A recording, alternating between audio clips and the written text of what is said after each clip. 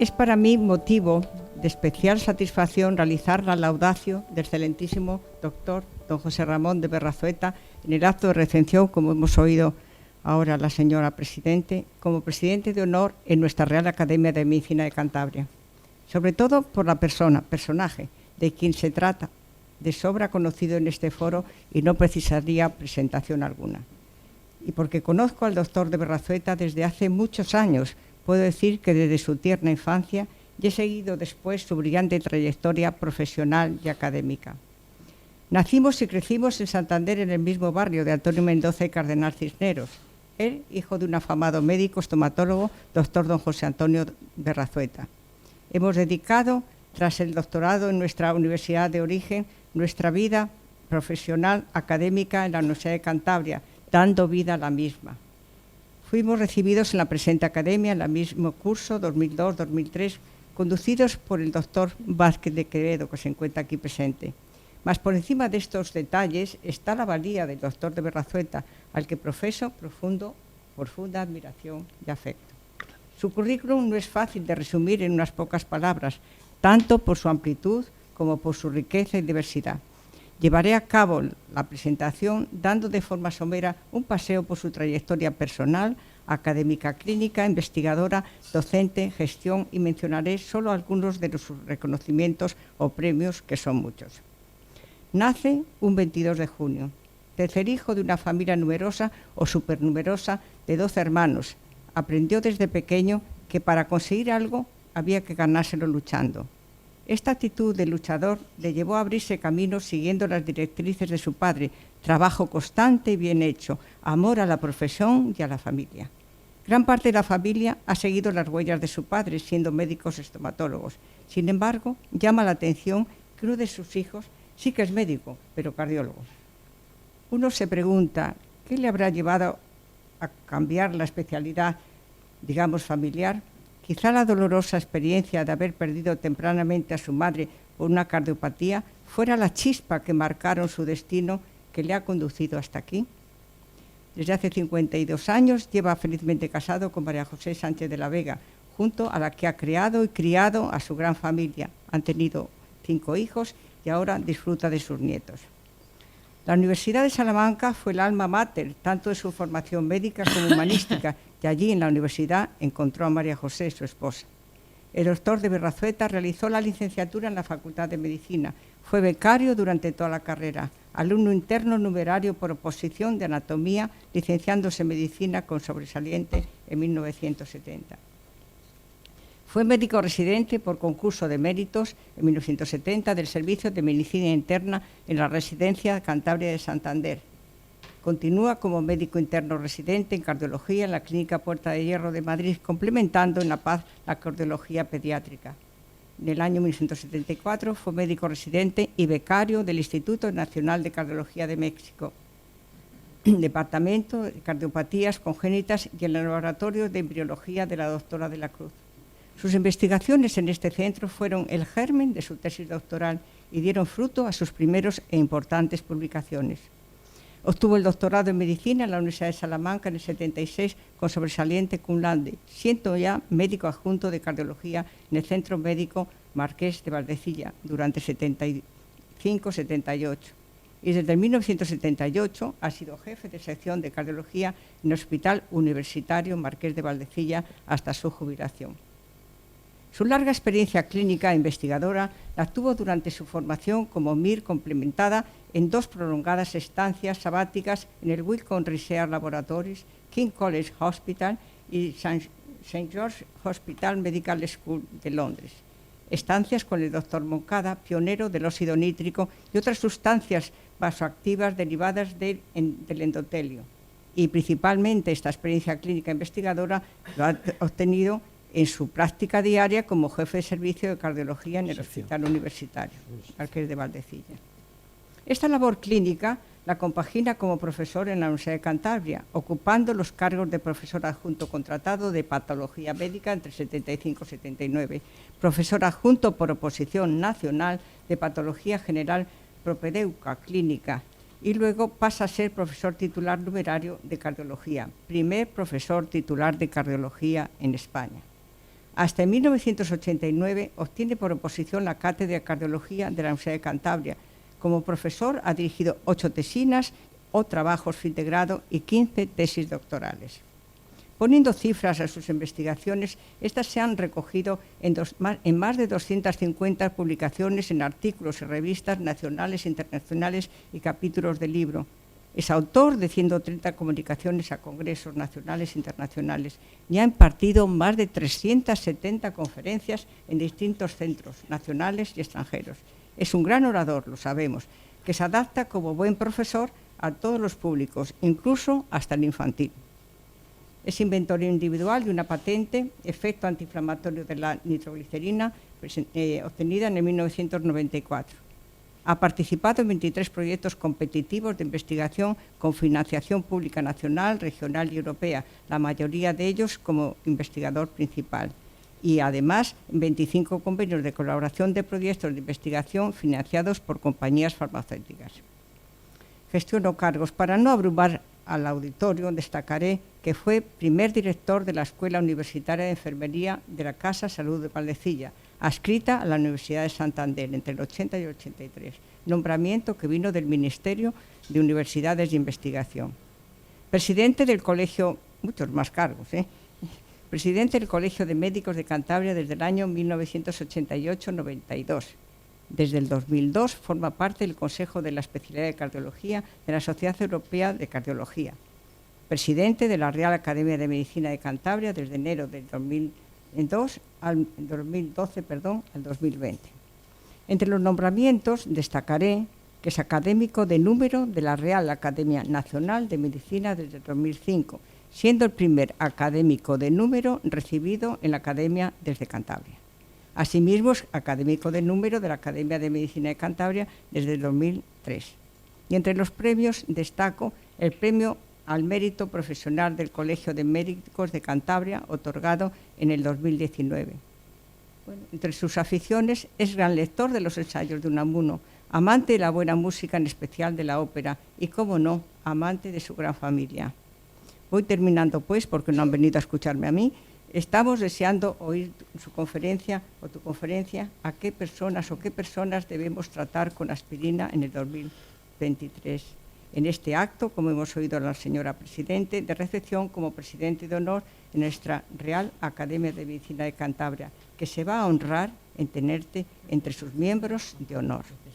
Y finalizo tras haber intentado recoger la densa labor realizada con pasión por el doctor de Berrazueta, dedicada su vida a la ciencia de la medicina, en sus facetas clínica y académica, como brillante cardiólogo y profesor, tejida con altas cualidades humanas que se dejan notar más en distancias cortas, y hago mías las palabras de Ortega y Gasset.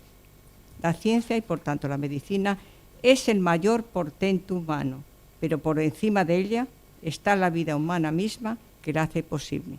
He dicho. Muchas gracias, señora Presidente. Muchas gracias, profesora Blanco, por la presentación que has hecho de mí. Bueno, esto es una trayectoria de toda la vida dedicado a un tema que ha sido, en este caso, la cardiología, no solo por la motivación que tú has comentado, había otra más personal y directa, pero bueno, me dediqué a ello gracias al apoyo que tuve de mis maestros en Puerta de Hierro, y que fueron los que me trazaron el camino y me permitieron hacer esta especialidad a la que me he dedicado y me sigo dedicando con verdadera, digamos, devoción, porque he hecho más o menos lo que es la máxima de uno de los consejos y uno de los artículos que escribió William Osler, que decía que debían los alumnos de medicina, cuando él daba las charlas de final de curso, en uno de sus estudios, en uno de los escritos que hace, lo llama un estilo de vida. Y entonces les aconseja, y yo lo tomé por consejo de William Osler, que se dedicaran a una especialidad y a hacer la medicina, encontrando en ello la satisfacción que no podían encontrar, dado que no iban a tener ni grandes medios materiales, ni mucho otro tiempo para dedicarle a otras actividades donde querrían encontrar a lo mejor la distracción. Por circunstancias, digamos, personales, he tenido la suerte de poderme dedicar al estudio, a la publicación, a la recopilación de datos, tengo mis archivos actualizados sobre cardiología y puedo montar la conferencia de lo que trate. Probablemente para el año que viene pues volveré a tratar, si queréis también aquí en este foro, pero en este caso hablaré, porque nunca lo he hecho aquí, sobre lo que fue precisamente lo que has dicho, que fue la patente que realicé en el año 90 y tantos, que fue la de la acción antiinflamatoria de la nitroglicerina, que además funciona muy bien con otras indicaciones que no son solamente la de aliviar la angina. Bueno, ya a continuación, pues lo único que nos queda ya es, aparte de agradecerte la buena presentación que has hecho, que te lo agradezco, y además porque tienes datos de la familia muy antiguos y que no están en el currículum, obviamente, pero los has sabido emplear muy bien, vamos a meternos en la charla que he montado para poder tenerla este año como presentación de lo que creo que puede ser unos bonitos minutos dedicados a esta medicina, que es una de las 3 medicinas que tiene más de 100 años, bueno, hay 4, pero las 4 las emplea justamente la cardiología. No hay ninguna otra especialidad en medicina que use medicinas tan antiguas como puede ser la aspirina, más de 100 años, la digoxina, más de 200 años, y la nitroglicerina, más de 150 años. Por tanto, es una de las 3 medicinas centenarias y que los cardiólogos usamos con mucha profusión. La aspirina en realidad es una transformación de algo que estaba en la naturaleza y que los habitantes de la Tierra supieron emplear desde muy antiguo. Y desde que hay memoria histórica dejada en los documentos que sean, desde el papiro de Eber o mucho más antiguo, pues hace más de 4.000 años la civilización sumérica ya usaba el extracto de las hojas de sauce y de la corteza de sauce para aliviar el dolor. Por tanto, hace más de 4.000 años que se estaba usando esa, digamos, planta para confeccionar un extracto, una infusión, lo que fuera, que aliviaba el dolor, en ese caso, pues como analgésico, antipirético y antiinflamatorio, justamente las mismas acciones con las que lo empleamos hoy en día. También la medicina griega, la medicina china, en todos, la medicina egipcia, todas tienen antecedentes y evidencias de que fueron empleadas por sus médicos para aliviar distintos dolores. Fue en el siglo XVIII cuando empieza a transformarse el empleo de estas drogas, porque se empieza a descubrir cuál es la entraña química de algunas sustancias que estaban siendo usadas en la naturaleza. La misma digoxina deviene de una planta, la Digitalis purpurea, y fue sintetizada más tarde por precisamente Wellcome, Sir Henry Wellcome, y ahí se inició el tratamiento con la pastilla de digoxina. Bueno, posteriormente, durante el siglo XVIII y XIX, se sintetizan una serie de precursores de lo que luego, cuando se acetila la salicina, que es el extracto que hacen de la planta del sauce, es cuando se acetila, cuando se transforma en acetil salicílico, y el extracto de la planta se transforma en algo que digamos, la gente de Bayer, los que llevan la pasta, fueron más avispados que el científico que estaba y hizo la síntesis, que fue el bueno de Felix Hoffmann, y Felix Hoffmann la sintetizó para tratar al padre de un dolor reumático que tenía, y gracias a eso le alivió el dolor. Pero los de Bayer vieron que eso era muy importante y lo llegaron a patentar con el nombre de aspirina. Felix Hoffmann no tuvo ninguna participación en la patente. A mí me aconsejó el doctor Moncada que patentara la idea que había tenido de patentar la inflamación, y fui invitado en Estados Unidos a participar en un ensayo, y en una empresa que hicieron, donde pusieron $20 millones para desarrollar la idea que había tenido yo, y en la que me invitaron a participar como consejero de la empresa. Luego aquello se diluyó, pero bueno, Digo que hoy las cosas son distintas a como las tuvo Félix Hoffmann. Bueno, pues a partir de ahí, en el siglo XX, lo que es el siglo donde, digamos que la histología y también la química o la biología molecular empiezan a desentrañar lo que es la entraña de todas las estructuras moleculares del organismo, y entre otros de la pared del vaso, de las paredes celulares.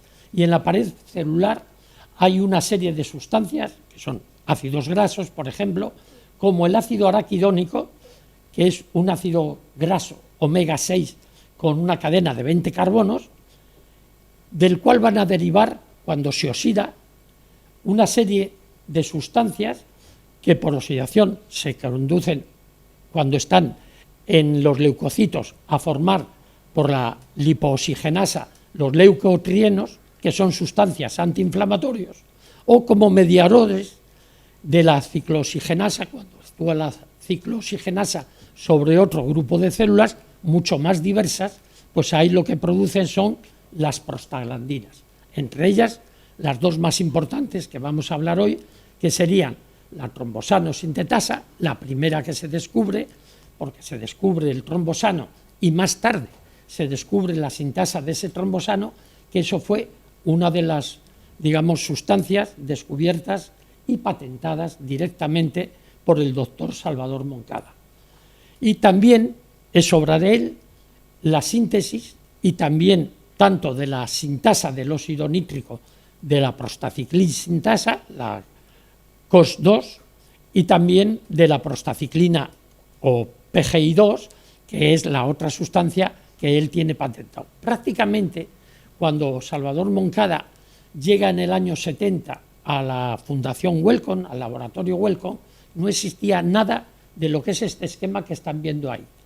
Cuando él deja o coge la dirección de Wellcome, cuando ya su jefe tiene prácticamente en el bolsillo, no tiene en el bolsillo, se va con el premio Nobel en el bolsillo, él tiene la patente de varias de las sustancias y de los mecanismos por los cuales estas sustancias se crean, y tiene desentrañada toda la vía metabólica de lo que es la síntesis de las prostaglandinas en todos los sistemas vasculares, no, celulares. La COS1 es la sustancia o la enzima que tienen las plaquetas, mejor los megacariocitos, para transformar ese ácido araquidónico en trombosano. Y el trombosano tiene una acción que es una acción proagregante, es decir, facilita la agregación de las plaquetas, y además es un vasoconstrictor muy potente. Otro de los méritos de Moncada fue entender lo que pasaba en la pared del vaso. Había una interacción, y eso lo sabían todos los médicos que estaban manejando enfermos y veían que cuando había mucho daño endotelial, o mejor, que entonces no se tenía en cuenta, mucho daño arterial, se producía fácilmente trombosis. Todo el mundo sabía que había algo que estaba en la pared del vaso y que interaccionaba con las plaquetas, y que ahí se favorecía en unas determinadas circunstancias, que era cuando había daño arterial, fundamentalmente del endotelio, cuando se desencadenaba todo este sistema de síntesis de la sustancia que era la trombosano sintetasa. Bueno, pues una de las cosas que entendió Moncada es que entre las dos sustancias, la que produce las plaquetas y la que produce el endotelio, se produce un equilibrio en la situación normal de una, digamos, un equilibrio joven, cuando hay un endotelio que esté normal, entre lo que es la actividad de la plaqueta y la actividad del endotelio. Lo que hace la prostaciclina es favorecer la dilatación y evitar que la plaqueta se pueda pegar al vaso. Y en ese equilibrio es en lo que transcurre nuestra vida, hasta que empieza a dañarse el endotelio con una serie de circunstancias que los cardiólogos, los médicos, llamamos factores de riesgo, y cuando eso se produce, se va a desarrollar una placa arteriosclerosa que se puede romper, y que es lo que el doctor de la Torre trabaja todos los días con ello y nada, se dedica solamente a romperlo él un poco más, pero para abrir camino a la arteria, luego las cubre con un muellecito que tiene memoria elástica y se aprieta contra la pared de la placa y restaura la circulación de las arterias. Bueno, pero todo eso ha llevado a una gran investigación y en la base de todo eso y el cómo manejar después todas esas cosas que ellos hacen es gracias precisamente a estas primeras investigaciones. Y el equilibrio entre la acción vasodilatadora y la acción antiagregante o antiadherente de la prostaciclina, es decir, de la pared del vaso, y la acción proagregante y vasoconstrictora de la plaqueta, cuando se pierde es cuando se daña el endotelio, cuando se rompe la pared endotelial. Y siempre que se rompe, se pierde ese equilibrio y se pierde siempre a favor de la plaqueta. Y es la plaqueta la que interactúa con la porción subendotelial, con las sustancias que hay ahí y que se exponen al torrente sanguíneo, lo que hace activar las plaquetas. Y cuando esas plaquetas se activan, se agregan. Primero se pegan al endotelio, no al endotelio, al subendotelio, para tratar de tapar una herida que no es tal. Ese es un mecanismo que por tanto tenemos ancestralmente porque fue ganado a lo largo de la evolución para que la especie humana y la especie de los animales que están vivos hoy sobre la faz de la Tierra precisamente pudieran perdurar a pesar de que una de las grandes formas de extinguirse es una hemorragia. Si no tuviéramos este mecanismo, no hubiéramos pervivido como especie. Gracias a que tenemos ese mecanismo, se forma el tapón, se forma el coágulo y evitamos la hemorragia. El problema es que las plaquetas no tienen inteligencia, solo tienen mecanismos automáticos para funcionar y tratar de taponar la herida. El problema es que lo que taponan es la herida solamente de lo que es la pared del endotelio que está dañado, donde se ha rasgado. Y eso activa las plaquetas y hace que después de pegarse se agreguen unas contra otras, se peguen unas a otras. Y al pegarse unas a otras forman un coágulo cuyo coágulo no tapa la herida, lo que tapa es la arteria, que es a lo que se dedica el doctor de la Torre, a abrir esas arterias para que no se haga el infarto y estemos aquí, pues algunas personas probablemente han tenido ya alguno de estos tratamientos. Bueno, lo que vio el doctor Moncada es que la aspirina en dosis bajas era capaz de inhibir tanto la trombosano sintetasa como la prostaciclin sintetasa. Y por tanto, si tú das aspirina a un animal, pues puedes provocarle pues el que no se pueda coagular porque tenga una inhibición de la prostaciclin sintetasa y entonces, como no tiene la acción antiagregante que tiene la prostaciclina, pues podría sangrar mucho. Pero lo que vio es que las dos enzimas tenían un tiempo distinto de duración de su efecto. Y así, la trombosano sintetasa dura muy poco en contacto con la aspirina.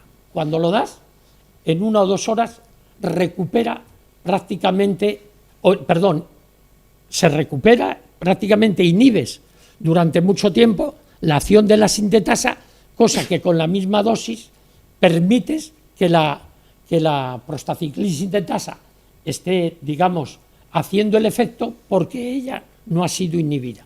En ese desequilibrio entre el tiempo que tienen las dos sustancias es lo que permitió entender qué es lo que podía pasar cuando se administraba aspirina.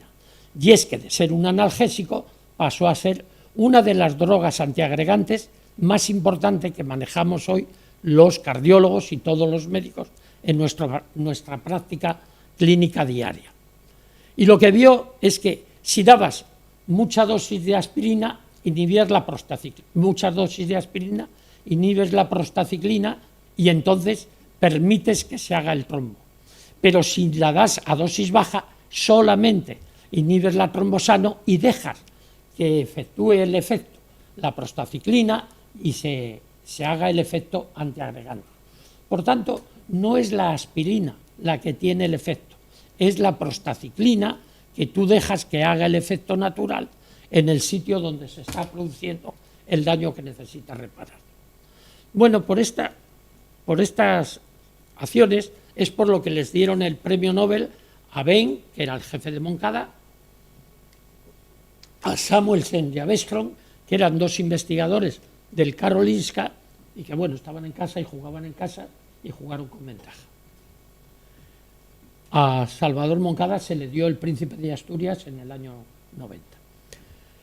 Y cuando entró en la Real Academia como académico de honor, que se le hizo ya en el año 94, el doctor Pedro Sánchez García, que fue el que lo presentó, el farmacólogo de la Academia, hoy el académico más antiguo en la Real Academia Nacional de Medicina de España, decía que al margen de su interés estrictamente científico, no debemos dejar de reseñar el profundo impacto que los hallazgos de Salvador Moncada han tenido en la práctica médica.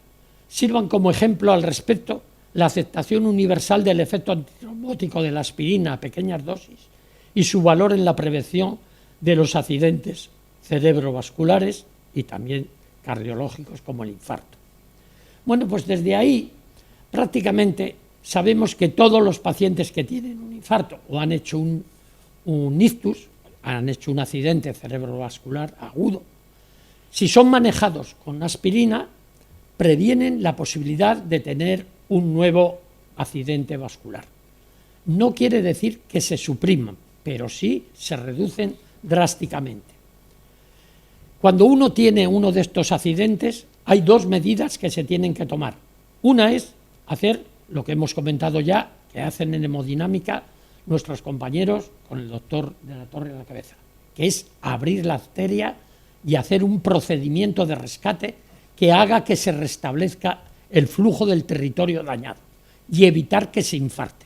Y si se recupera del infarto en horas, en minutos o en horas, en menos de una hora, prácticamente no deja ningún daño en el corazón.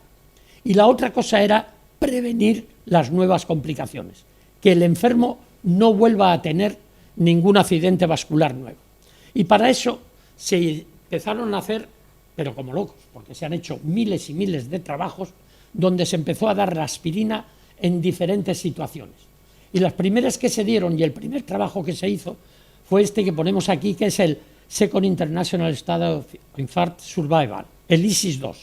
Y en este ISIS se metieron 17.000 pacientes de 417 hospitales en las 24 horas posteriores a haber tenido el infarto, y entonces se les aleatorizó o a tener una streptokinasa, una droga que lo que hace es lisar el trombo, o darles aspirina. Y lo que se vio es que la aspirina en menos de 5 semanas produce una reducción en el reinfarto no fatal, en el accidente cerebrovascular agudo, en la mortalidad vascular y en la mortalidad por todas las causas. Por tanto, la aspirina se convertía en estos pacientes prácticamente en una droga milagrosa. Más adelante, lo que se vio es que en todos los estudios donde había un daño previo, la aspirina era tremendamente eficaz. Y, por ejemplo, en este ensayo, que es el Antithrombotic Collaboration, ese es el grupo que lo hace, en un multianálisis con 200 ensayos prácticamente, donde entran 135.000 pacientes, se producen 7.000 nuevos daños con la aspirina, y cuando se le da la pastilla que es idéntica a la aspirina, pero sin aspirina, que es el placebo, se produce 9.512. Un 10% de daños o de lesiones cuando se da aspirina y un 13% cuando no se da. Y quiere decir que en todos los ensayos que pudieron entrar en este metaanálisis se producía lo mismo que se había producido en el primero. Se reduce lo primero las muertes totales y la muerte cardiovascular. Y ese es el endpoint, el objetivo primero y más importante que puede tener cualquier estudio, el que reduzca la muerte. Porque luego veremos que ha habido estudios que han reducido solo el número de infartos o el número de ictus o el número de complicaciones mixtas, asociándolas todas, pero no reducen las muertes. Esos son estudios que tienen un endpoint, un objetivo, que es un objetivo, o alcanzan un objetivo que es un objetivo más débil. Verdaderamente, el estudio que importa es el que reduce las muertes, y en cardiología, en eso funcionamos solamente manejando pastillas que hayan producido reducción en la mortalidad. Algunos de las personas que están aquí toman algunas de ellas, porque se las tuve que indicar yo, como se las podían haber indicado cualquiera de mis compañeros. Y desde entonces, desde que están estos estudios, que ya digo que son miles, pues la aspirina está indicada en todas las guías como una de las medicinas que se tiene que administrar después de haber tenido un accidente vascular agudo, bien en el corazón o bien en la cabeza, o bien cuando tienes otra complicación en cualquier otro territorio. El problema es que eso que está tan claro cuando uno ha tenido un daño cerebral o vascular coronaria, no está tan claro cuando uno no ha tenido un daño todavía. Pero en el mismo año 88, los cardiólogos y todos los médicos estuvimos entusiasmados porque apareció ya algún estudio, han aparecido también centenares, miles de trabajos en prevención primaria, y lo que hace difícil precisamente el tomar una decisión después de leer un trabajo es que cada trabajo tiene un resultado diferente, y lo vamos a ver aquí con los pocos que vamos a presentar. Cuando uno lee un trabajo dice, anda, pues este ha reducido los ictus, pero no ha reducido las muertes. Anda, este ha reducido los infartos, pero no ha reducido. Anda, este reduce las isquemias, pero no. Entonces, son múltiples y verdaderamente no sabes al final decir, bueno, en este paciente, ¿qué es lo que tengo que hacer? Y por eso hemos hecho esta presentación. El problema es que de todos los trabajos que hay, hasta el año 18 las cosas estaban más o menos claras, y lo que hacíamos los cardiólogos es cuando venía alguien que ya tenía una edad media, sobre todo si era varón, y venía con una tensión un poco alta, o había sido fumador, o había tenido cualquier otro factor de riesgo, estaba tomando estatinas o tenía tratamiento antihipertensivo, lo que hacíamos era ya administrarle aspirina. El problema es que lo hacíamos basado en esta amalgama de trabajos que hay, donde no está tan claro qué es lo que deberíamos de hacer, y para eso están las guías de las especialidades de las distintas sociedades científicas, que son las que nos orientan.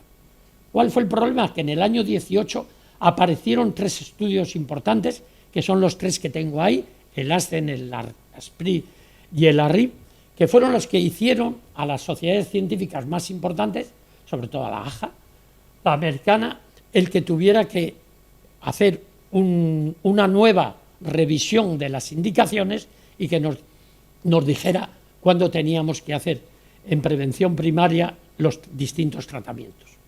Este fue el primer estudio en prevención primaria que se hizo también en el año 88 y que fue muy alentador para todos los cardiólogos. ¿Por qué? Pues porque sencillamente se hizo primero en médicos, que fueron los únicos que se dejaron, y eran médicos, 5.000 médicos británicos, que es el British Male Doctors Study, y que fueron los que se dejaron hacer el estudio, estando la mitad en tratamiento con aspirina y la mitad con placebo. Y lo que se vio es que al cabo de unos meses, 60 meses probablemente, lo que se vio fue que se reducía la mortalidad un 10% con la aspirina frente al placebo. Por tanto, nos producía una cierta alegría y un cierto respaldo para tomar la decisión de, a partir de ahí, tratar a cualquier persona, y más si fuera médico, puesto que eran médicos en los que se había hecho. Redujo la incidencia de infartos y ACVAS no mortal. Pero la gente se murió y tuvo también más ACVAS incapacitantes, y eso ya nos puso en alerta también a los cardiólogos. Lo que pasa es que como queríamos una herramienta, la tuvimos y no pensamos en más. La aspirina no demostró que produjera beneficios absolutos en la población sana, pero sí que redujo lo que estamos viendo, infartos, ictus y las muertes en un 10%. Problema, que cuando lo cogen los estadísticos nos achicharran porque dicen que eso no es significativo y por tanto no había nada que hacer. Los americanos no se quedaron atrás y la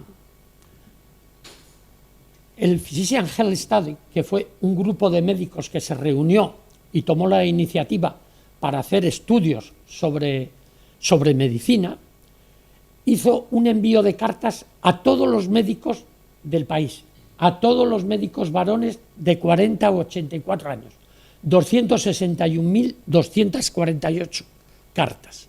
Y de esos 200.000 médicos, en 20.000 se hizo el estudio del Physician.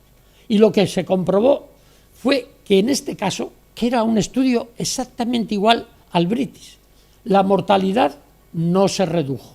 Se había reducido un 10% en los británicos y no se redujo en los ingleses y no se redujo en los americanos. Sí se redujo un 44% el riesgo de tener un infarto y daba una reducción muy significativa. Y hubo un ligero aumento de los ACVAs, de los accidentes cerebrovasculares agudos. Por tanto, ya teníamos ahí un verdadero lío, porque, por un lado, se producían más ictus, probablemente los ictus, obviamente, lo sabemos después, eran hemorrágicos. Hoy sabemos qué tipo de ictus tiene cualquier paciente que se acerca al hospital porque se le hace una prueba de imagen, TAC o resonancia y sabemos si tiene un ictus isquémico o un ictus hemorrágico, pero ya en el segundo estudio más importante tuvimos ya las dudas de qué demonios había que hacer. La aspirina demostró, como digo, una reducción en el riesgo de infarto, no del ictus, y sí no hubo reducción en las muertes totales, como habíamos visto en el estudio anterior. Se siguieron haciendo estudios, y uno de los estudios importantes fue el ver qué pasaba con los varones que tuvieran, digamos, alto riesgo, y esto se hizo en el Thrombosis Prevention Trial, en el año 98, prácticamente 10 años después. Pues en esto que entran prácticamente 5.000 pacientes, esos 5.000 pacientes con alto riesgo, por tanto, tuvieron que emplear tablas de riesgo o calculadoras de riesgo para introducir los pacientes en el estudio. Lo que vieron es que metieron warfarina, que es un anticoagulante como el Synthron o aspirina, y vieron qué pasaba cuando daban los dos, cuando daban warfarina o cuando daban solo aspirina. Para resumir, porque si no es un lío, lo que se vio es que la aspirina sin la warfarina, sin el Synthron, redujo un 23% el riesgo de complicación isquémica, es decir, de ictus isquémicos o infartos. Pero cuando se daba con warfarina, solo lo redujo un 15%. Por tanto, ya produce un pequeño lío. Los eventos no fatales con aspirina sin warfarina se redujeron un 36% y la aspirina con warfarina solo un 27%. Y ninguno de los objetivos de warfarina o aspirina fue o alcanzó significación estadística. Sin embargo, lo que sí se vio y ya se empezó a reseñar en todos los estudios es que habían aumentado los sangrados cerebrales u otros sangrados por hemorragia digestiva u otros sangrados menores que no requerían tratamiento ni de transfusión ni tratamiento agudo. Como conclusión del estudio, lo que dijeron es que si tratábamos durante un año 1.000 pacientes con aspirina y warfarina, evitaríamos 5 lesiones, 5 accidentes cerebrovasculares o infartos. Si tratábamos solo con aspirina o solo con warfarina, solamente evitaríamos 3.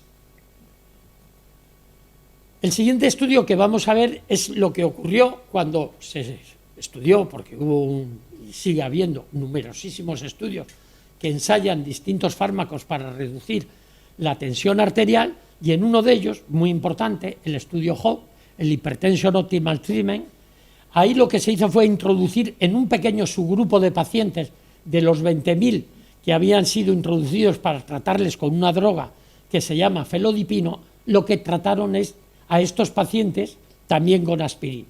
Y lo que se vio es que la aspirina redujo un 15% las muertes totales. Y esas muertes cardiovasculares no alcanzan significación estadística, pero la reduce. Reduce un 36%, que eso sí es significativo, los accidentes isquémicos de infarto de miocardio, isquémicos coronarios, y produce, no tiene alteración, no produce reducción de los ictus, y lo que sí produce es un aumento significativo de las hemorragias. Las hemorragias mortales, incluidas las cerebrales, son iguales en los dos grupos, son mayores en el grupo de aspirina, las hemorragias mayores, las que necesitan transfusión o tratamiento agudo, y también las hemorragias menores. Total, que lo que compensas, porque vas a tener menos accidentes isquémicos, tienes por otro lado el que vas a tener más hemorragias y más muertes por ese tipo. La situación quedaba prácticamente sin aclarar. El siguiente estudio, en personas con riesgo cardiovascular, se hizo también con aspirina y vitamina, este es otro de los estudios, y la aspirina en este caso, cuando se hace con vitamina E, lo que se vio es que era capaz de reducir todos los criterios de valoración. Redujo las muertes, también redujo las complicaciones cardiovasculares, reduce los ictus, las ADVARs, no hay diferencia entre las ADVARs con aspirina o las ADVARs sin aspirina. La aspirina fue beneficiosa en todos los objetivos propuestos. Verdaderamente, como hemos comentado antes, un verdadero galimatías. En el siguiente, en los casos en que hubiera una enfermedad arteriosclerosa asintomática, se podía conocer en pacientes que tuvieran afectada la función vascular en la extremidad inferior. Y eso se hace estableciendo lo que se llama el índice tobillo-brazo.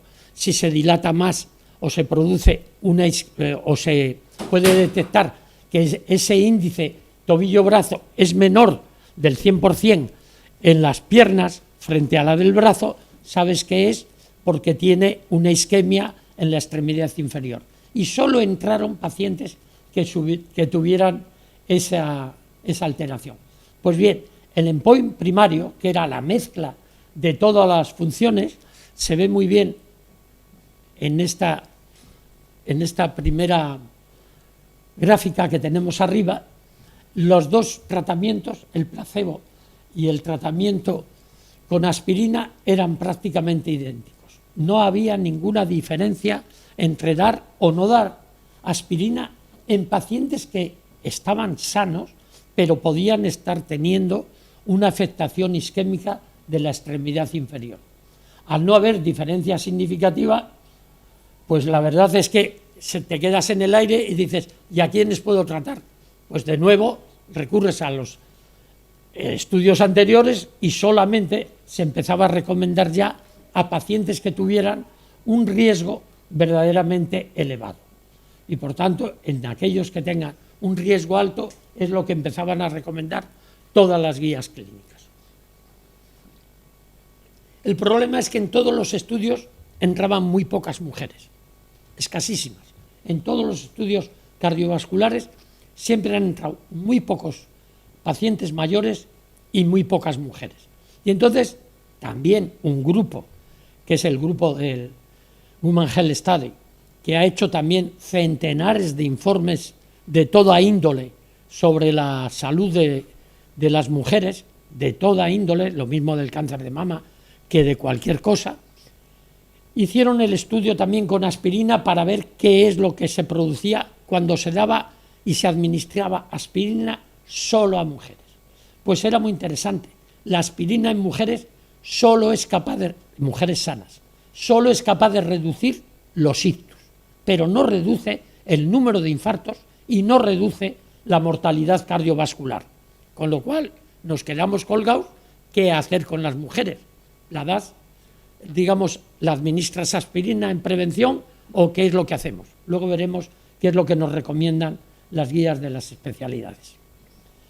En este metaanálisis, para conseguir mayor número de mujeres, se hizo un metaanálisis donde se incluyeron 6 estudios de prevención primaria muy importantes y 16 de prevención secundaria. Bueno, pues en la prevención primaria, al final quedó exactamente igual, lo mismo metiendo 95.000 mujeres que 5.000 como metía el Guttmacher Study. No había una reducción de eventos mayores, no reduce el número de muertes, no reduce el número de infartos y solo reduce el número de ictus. Si estaba complicado qué hacer con un arterioscleroso asintomático, qué hacer con las mujeres, qué hacer con tantos diversos grupos de pacientes, tenemos el grupo de pacientes diabéticos que parece que es un grupo hecho adrede para poderles dar aspirina. ¿Por qué? Pues porque los diabéticos estamos acostumbrados a ver en hemodinámica que son pacientes muy complejos para ser manejados incluso en hemodinámica porque tienen lesiones que afectan a los lechos vasculares más distales, pero tienen 2 a 4 veces más incidencia de infartos que los pacientes que no son diabéticos. Por tanto, parece que los diabéticos debería de ser un grupo donde funcionara precisamente la administración de aspirina.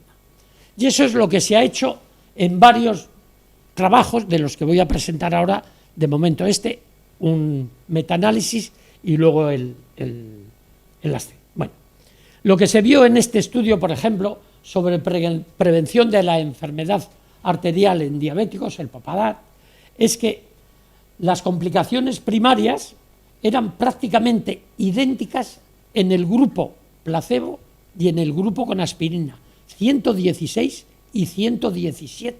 Es decir, no puede ser mejor distribuido el grupo, los pacientes son idénticos. Cuando entran en un ensayo, uno puede decir, ¿cómo sabe el investigador o el que hace el análisis que son idénticos?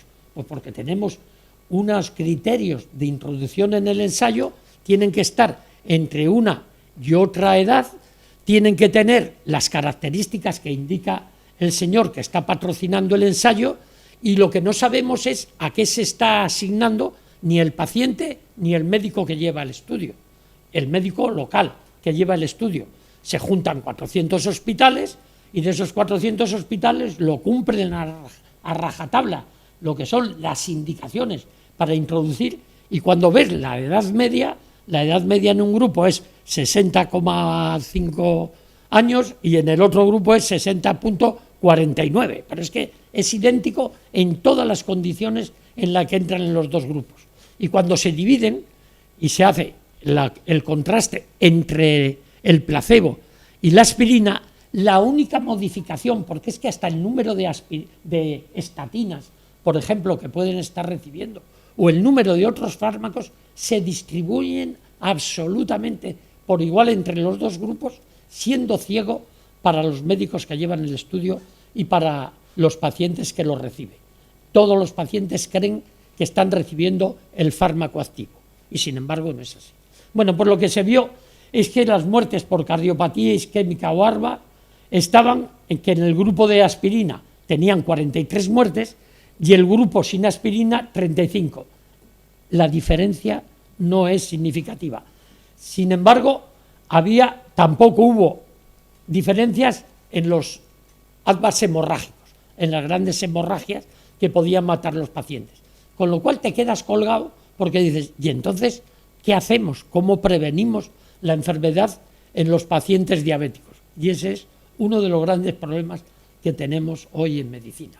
Cuando se hicieron ensayos de metaanálisis con aspirina y diabetes, pues se vio que efectivamente, cuando se metieron más enfermos, no solamente los 5.000 o 6.000 que entran en uno de estos pequeños estudios, se vio que la reducción de eventos cardiovasculares, infartos de miocardio fatales o no fatales, se reducía solo un 9%. Cualquier reducción por debajo del 17% nunca es significativa, en cualquier estudio. La significación estadística empieza a partir del 17% para arriba. Si tienes un 15%, no es significativa. Supongo que Chema, que sabe mucho más estadística, o algunos de los compañeros que están aquí lo pueden decir. Y la reducción del ictus fue igual, un 10%. Es decir, se reduce, pero no son significativas.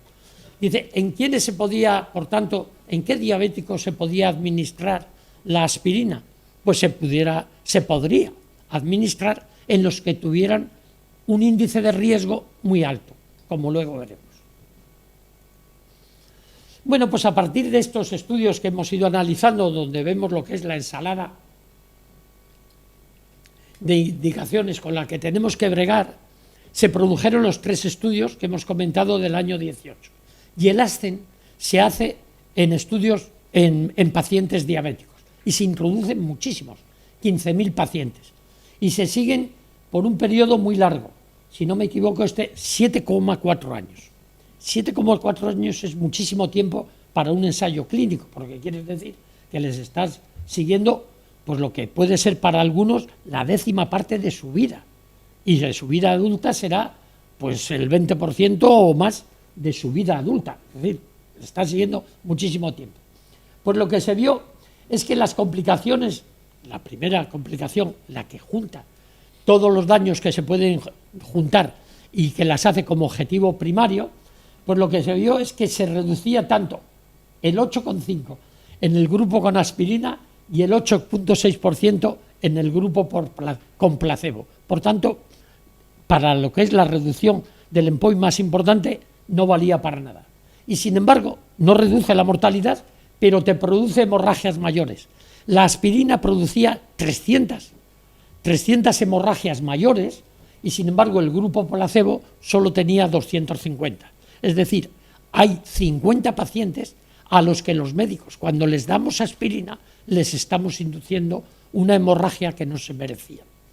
Eso es por lo que se hacen los estudios clínicos y la obligación que tenemos los médicos de leérnoslos para luego recomendar a los pacientes el mejor tratamiento.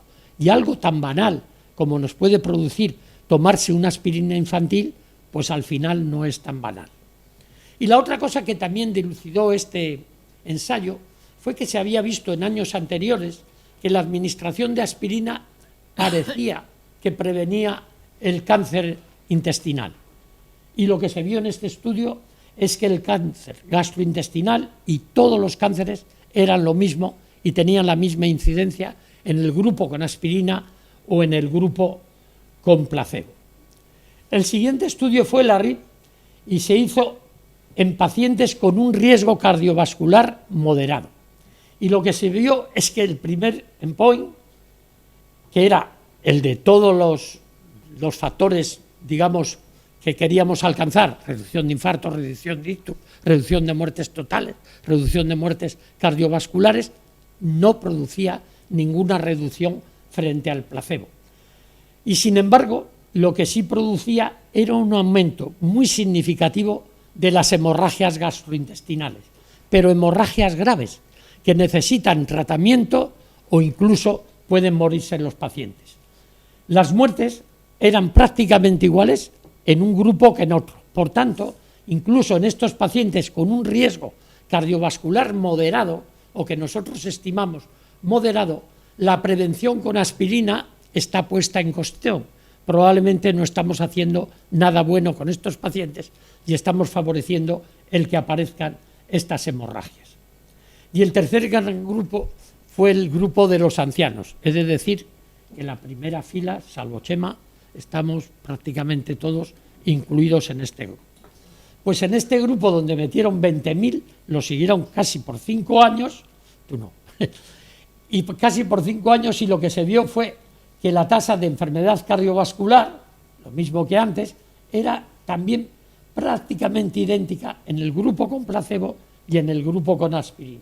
Y sin embargo, había un 8 por 1000 hemorragias mayores, hemorragias que necesitaban tratamiento o mataban al paciente, frente a un 6 por 1000 en el grupo placebo. Por tanto, no produce beneficios y sí produce aumento de riesgo.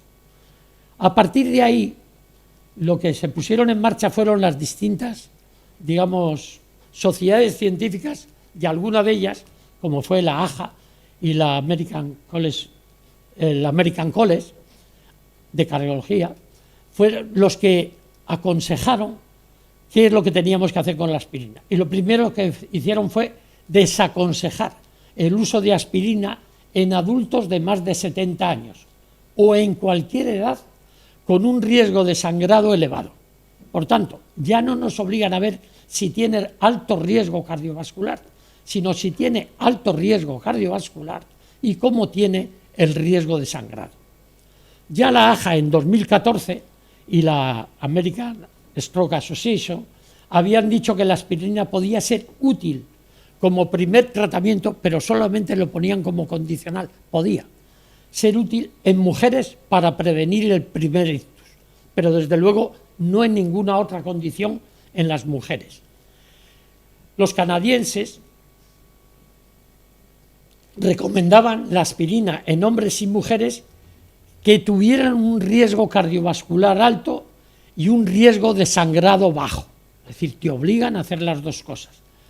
La europea, tanto de diabetes como la de cardiología, lo que nos dicen es que la aspirina en pacientes con diabetes, con riesgo cardiovascular alto o muy alto, se puede administrar. Si no, no merece la pena.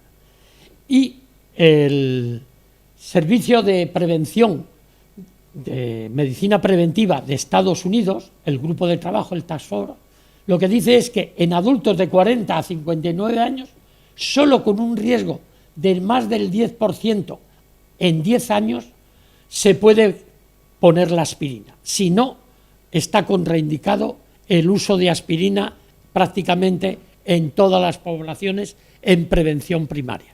Por tanto, la debemos de usar como medida de tratamiento básico en los pacientes que han sufrido un evento cardiovascular mayor, un ictus o un infarto, y debemos de ser muy cautos a la hora de dársela a cualquier paciente que aparezca por la consulta, si antes no hemos tenido la prevención de usar. Bueno, y otra cosa que dicen, cuando vayas a dar aspirina, sobre todo en prevención primaria, ponte de acuerdo con tu paciente, porque como no está indicado y tenga un ictus, te va a caer una reclamación, sin ninguna duda.